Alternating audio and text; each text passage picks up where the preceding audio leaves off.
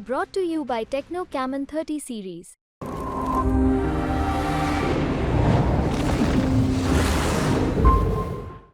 नमस्कार, मैं हूं केशव आनंद और आप देख रहे हैं बिहार तक। और आज हम बात करने जा रहे हैं पत्रकारों से। पत्रकारों की राय में बिहार तक पर एग्जिट पोल, पत्रकारों की राय एग्जिट पोल पर क्या कहता है, सीतामढ़ी की सीट की क्या स्थिति है। सबसे पहले हम बात करेंगे विनोद गिरी जी, हमारे से वरिष्ठ पत्रकार हैं। विनोद गिरी जी, आपका बिहार तक में स्वागत है।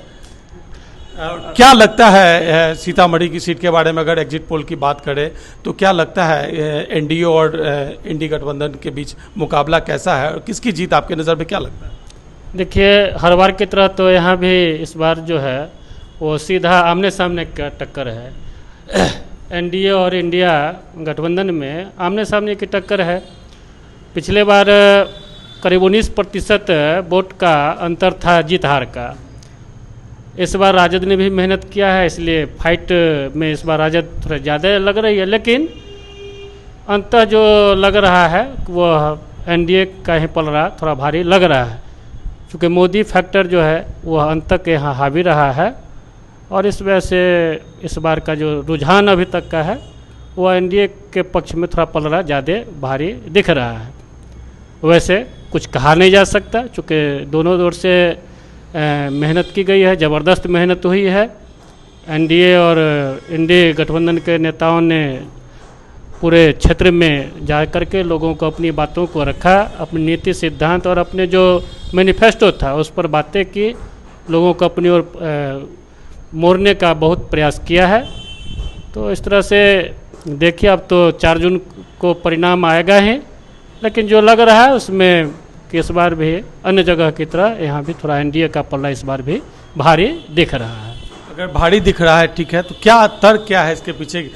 समीकरणों की बात करें, कई जगह वैश्यों की नाराज़गी, कुशवाहा की नाराज़गी जो देखा गया, तो क्या लगता है अंततः मोदी जी के नाम पर किन कारणों से इंडिया का पल्ला भारी है या फिर सीट संभल गया? क्या लगता है इसके पीछे तर्क की बात करें? देखिए, शुरुआती दौर में तो सीतामढ़ी और शिवहर दोनों सीट से जो बेस्ट उम्मीदवारों के या सीट जो था बेस्ट समाज का, उसको काट दिए जाने से बेस्ट नाराज थे। सीतामढ़ी में भी नाराज थे और शिवहर में भी नाराज थे। लेकिन चुनाव के माने 4-5 दिन पहले तक जिस तरह से एनडीए ने जम करके मनाया, लोगों को बेस्ट समाज को गोलबंद करने का प्रयास किया, वो कहीं ना कहीं सफल दिख रहा है मेरी नज़र में, क्योंकि मोदी के नाम पर लोगों ने वोट किया है। खास करके अमित शाह के आने के बाद सीतामढ़ी में बेस्ट समाज की जो नाराज़गी थी वो बहुत हद तक कम हो गई, और यही स्थिति आपको शिवहर में भी हुआ। तो कहा जा सकता है कि अमित शाह के आने के बाद बेस्ट समाज का नाराज़गी कम होना निश्चित रूप से एनडीए को मजबूती प्रदान करता है। रही बात कुशवाहा समाज की, तो कुशवाहा समाज शुरू से यहाँ जदयू की ओर रहा है। हालांकि कुछ इस बार सॉलिड तो नहीं कहा जा सकता है, लेकिन मोटा मोटी लग रहा है कि जदयू के पक्ष में ही कुशवाहा समाज का जो वोट है वो गया है। हाँ, थोड़ा बहुत सहनी समाज का वोट जरूर कटा है, जो पहले एनडीए के पक्ष में हुआ करता था वो राजद के पक्ष में गया है।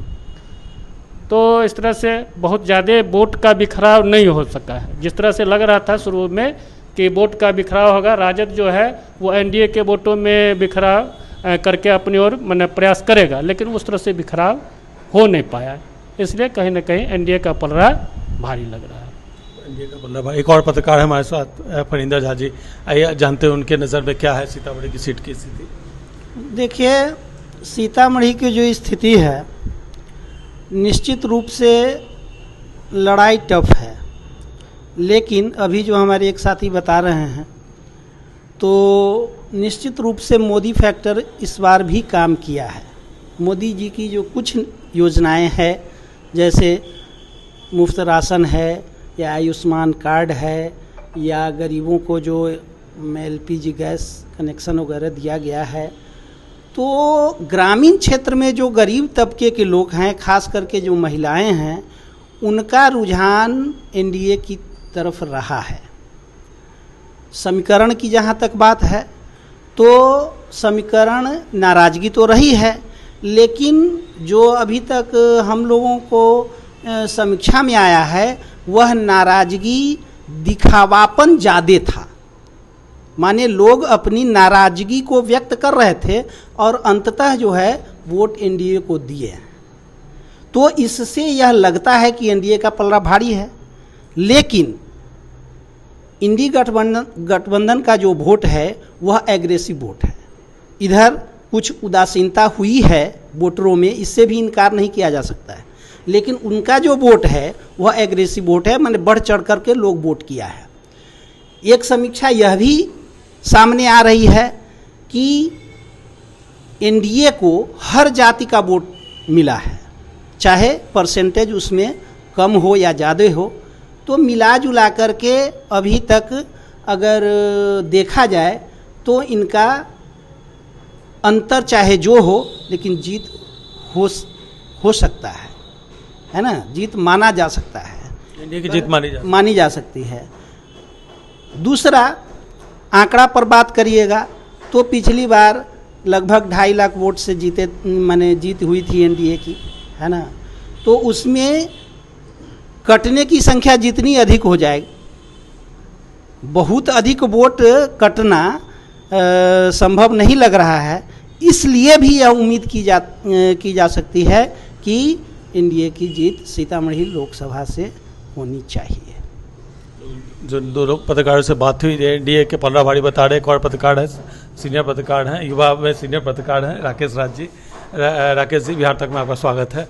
आपकी राय में क्या लगता है? देखिए, सीतामढ़ी और शिवहर दो कह सकते हैं कि सूबे में जो है सबसे महत्वपूर्ण यह सीट है एनडीए का और आरजेडी ये इंडिया गठबंधन का, दोनों का। इसमें हम जो कैलकुलेशन किए हैं हम लोग जो है फील्ड में, ये सीट फंसा हुआ है इस कारण से परिवर्तन हुआ है एनडीए के तरफ से। जो सीतामढ़ी में दोनों जगह अग्री जाति के जो है वो उम्मीदवार हैं, चूँकि पहले 3 शिवहर की बात करें तो 3 बार की एमपी रही हुई हैं, बीजेपी का वो था सीट। अभी सीतामढ़ी की बात करें। हाँ, सीतामढ़ी में यहाँ भी समीकरण जो है उलझा हुआ है, चूँकि जातीय जो गणना है उसके आधार पर जो है उसमें वैश्य और कुशवाहा का जो है वो वोट, कुशवाहा के उम्मीदवार लोग चाहते थे, एनडीए के जो है वो वहाँ उम्मीदवार चाहते थे, लेकिन ये उलझा हुआ है। लेकिन कुल मिलाकर जो है बहुत ज़्यादा जितना हल्ला मचा है वोट कटने का, वो हम समझते हैं कि बहुत ज़्यादा डैमेज नहीं होना चाहिए, जो है एनडीए का बहुत ज़्यादा डैमेज नहीं होना चाहिए। अब तो 4 तारीख को अब नज़दीक है, 4 को ही दिखेगा। यही चीज़ सीतामढ़ी की यह बात है। और शिवहर का जहाँ तक प्रश्न है, तो शिवहर में जो है सीतामढ़ी में है क्या कि यहाँ महागठबंधन का जो ये आरजेडी के जो उम्मीदवार हैं वो पहले यहाँ एमपी रह चुके हैं, उनका अपना यहाँ दूसरा इमेज है, सभी जो है जो कहा जा रहा है जो है भी उसके अनुसार थोड़ा बहुत इससे जो है कुछ हो सकता है कि एनडीए को कुछ थोड़ा नुकसान जो है झेलना पड़े। लेकिन कुल मिलाकर जो है मार्जिन के हिसाब से अगर देखा जाए तो बहुत बड़ा मार्जिन से कोई जीत हार होने आपके हिसाब से अनुभव के आधार पर, चूंकि एक बार वो एमपी भी रह चुके हैं, लगातार चौथी लड़ाई है उनकी। अब देखना है इसमें, चूंकि मोदी फैक्टर तो है, 22 साल से एमएलसी रहे हैं एनडीए के भी उम्मीदवार भी। बिल्कुल, पॉपुलरिटी तो है ही, देवेश चंद्र ठाकुर में पॉपुलरिटी ऐसा नहीं है कि नहीं है, कम है भी, और एक ईमानदार छवि के भी माने जाते हैं वो, इसमें कोई संदेह नहीं है। और पहली बार जो है वो संसद के लिए अपना ये, तो कुल मिलाकर उनका मजबूत स्थिति में तो है ही। इसमें कहीं मोदी फैक्टर पूरा काम कर रहा है सीतामढ़ी में, और मोदी फैक्टर से उम्मीद है कि ये एनडीए के खाता में जाता हुआ दिख रहा है सीतामढ़ी में। मार्जिन कम मार्जिन से ही हो, लेकिन हमको जो लगता है वो। यहाँ के पत्रकारों की राय में एनडीए का पलड़ा भारी है। एक और पत्रकार हैं, युवा पत्रकार रवि जी स्वागत है बिहार तक में। आपकी राय में क्या लगता है? सीतामढ़ी में आपका एनडीए और राजद दोनों का पलड़ा भारी कहा जा सकता है, कांटे की टक्कर है दोनों में। जैसे भैया लोग बताएं कि मोदी फैक्टर चल रहा है, मोदी फैक्टर तो चल ही रहा है, बट इस बार राजद का भी वोट बैंक सब जातियों से मिला है, वोट मिला है। तो ये आसानी से नहीं कहा जा सकता है कि एनडीए की उम्मीदवार जीत रही है या आरजेडी जीत रही है। वो तो रिजल्ट आपको 4 तारीख को मिल जाएगा। बट जो समीकरण आ रहा है उसमें एनडीए की पलड़ा भारी है समीकरण के हिसाब से, बट आरजेडी का भी उतना ही है जितना एनडीए का है। तो क्लियर नहीं कहा जा सकता कि किसकी जीत होगी, वो 4 तारीख को रिजल्ट में पता चलेगा। मतलब एनडीए का पलड़ा भारी सभी पत्रकार बता रहे हैं, लेकिन साफ तौर पे ये कहना बेहद मुश्किल है कि किसकी जीत होगी, क्योंकि टक्कर कांटे की है और अब 4 जून में काफ़ी दिन नहीं बचा है, तो इन 4 दिनों की ही बात है। तो सभी लोग को 4 जून का ही इंतज़ार है। केशव आनंद, बिहार तक, सीतामढ़ी।